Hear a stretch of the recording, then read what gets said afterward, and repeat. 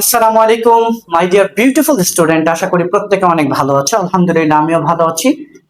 আজকে আমরা সংখ্যা পদ্ধতির আরো একটি চমৎকার ক্লাসে হাজির হয়েছি। প্রিয় শিক্ষার্থীরা, তোমরা জানো গত কয়েকটা ক্লাসে আমরা সংখ্যা পদ্ধতির টোটাল 4টা স্টেপে সংখ্যা পদ্ধতিকে ভাগ করেছি। এর মধ্যে স্টেপ 1 আমরা গত কয়েকটা ক্লাসে স্টেপ 1টাকে শেষ করে ফেলেছি। ইনশাআল্লাহ আজকে থেকে আমাদের স্টেপ 2 এর ক্লাস হবে। স্টেপ 2 তে দেখতে পাচ্ছ তোমরা বাইনারি থেকে ডেসিমাল, অক্টাল থেকে ডেসিমাল, হেক্সাডেসিমাল থেকে ডেসিমাল।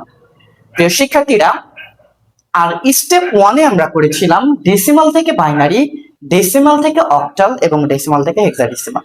তো আজকের এই ক্লাসটা খুবই চমৎকার হবে ইনশাআল্লাহ। আমরা প্রত্যেকটা স্টেপ 2 এর প্রত্যেকটা এই যে তিনটা স্টেপ তিনটা দেখতে পাচ্ছ, বাইনারি থেকে ডেসিমাল, অক্টাল থেকে ডেসিমাল, হেক্সাডেসিমাল থেকে ডেসিমাল, তিনটা অঙ্কই আমরা সমাধান করাই দিব একেবারে সহজ পদ্ধতিতে। তো দেখো আজকে আমরা যেটা সমাধান করব, হচ্ছে প্রিয় শিক্ষার্থীরা এইটা বাইনারির কোন সংখ্যাকে কিভাবে ডেসিমালে করব, আবার অক্টালের কিভাবে ডেসিমালে নিব, হেক্সাডেসিমালের সংখ্যাকে কিভাবে ডেসিমালে রূপান্তর করব, তিনটার নিয়মই এক। তো তোমরা যারা আমাদের স্টেপ 1 এর ক্লাসটা করো নাই, আমাদের ইউটিউব চ্যানেলে স্টেপ 1 এর সবগুলো ভিডিও দেওয়া আছে, তোমরা স্টেপ 1টা একটু ভালো করে দেখে নিও। তো দেখো আজকে আমরা রূপান্তর করব বাইনারি থেকে ডেসিমাল। আমরা বোর্ডে এখানে একটা বাইনারির একটা সংখ্যা লিখব, ধরো 1 1 0 1 1। এটা একটা বাইনারি সংখ্যা।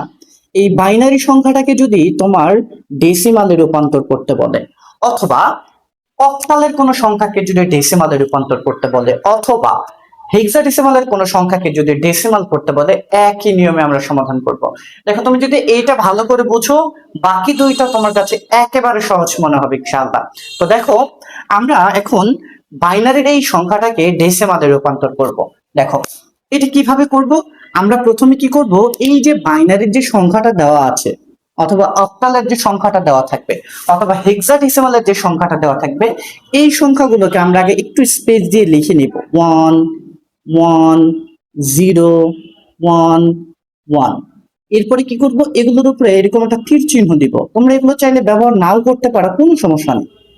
নিয়ে একেবারে ডান পাশ থেকে দেখো প্রিয় শিক্ষার্থীরা, আমরা জানি তোমরা ক্লাস 4 5 এ প্রত্যেকটা অঙ্কের এবং সংখ্যার স্থানীয় মান সম্পর্কে জেনেছো।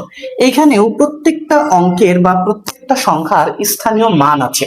আমরা কি করব, এই যে বাইনারির যে সংখ্যাগুলো একটু স্পেস দিয়ে ফাঁকা ফাঁকা করে লিখেছি, লেখার পর একেবারে ডান পাশ থেকে স্থানীয় মান ধরবো।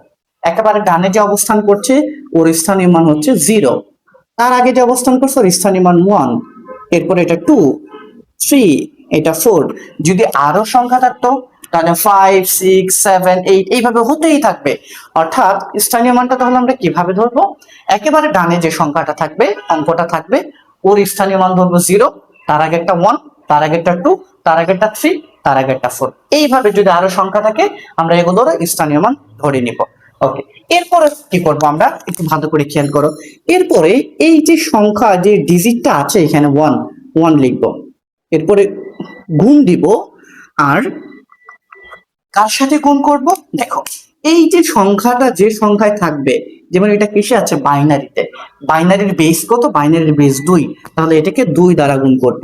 যদি এটা বাইনারিতে না থাকে অক্টালে থাকতো, অক্টালের বেস কত, অক্টালের বেস 8, তখন এখানে 8 দিয়ে গুণ করতাম।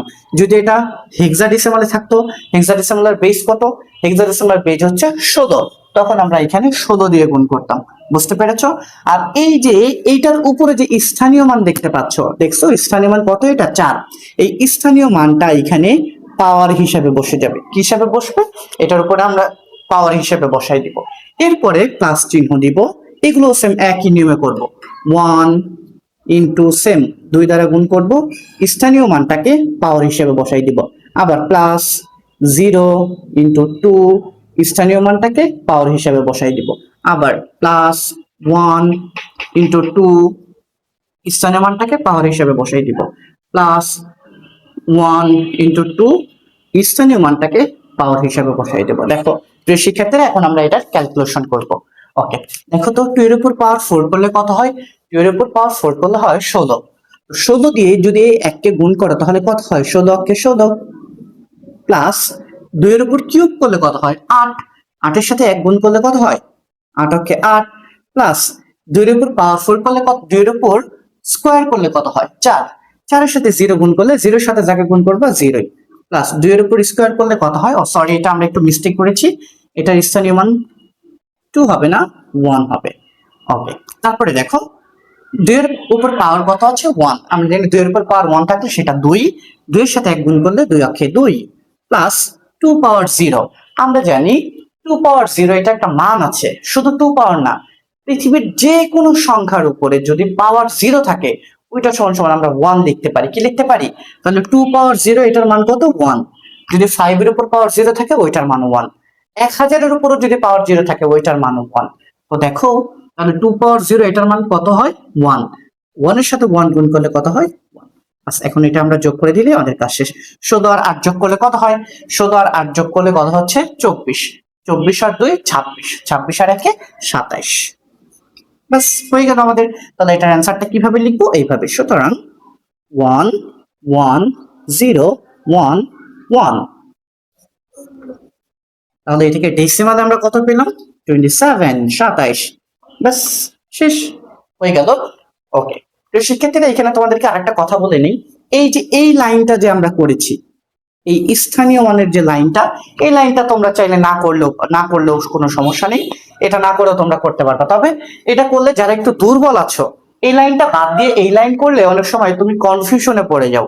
এই জন্য কনফিউশনটাতে যেন না পড়ো এবং প্রত্যেকটা জিনিস যেন ধরে ধরে পড়তে পারো, এই জন্য এই লাইনটা একটু করে দিবা, এটা ভালো, না করলে কোনো সমস্যা নেই।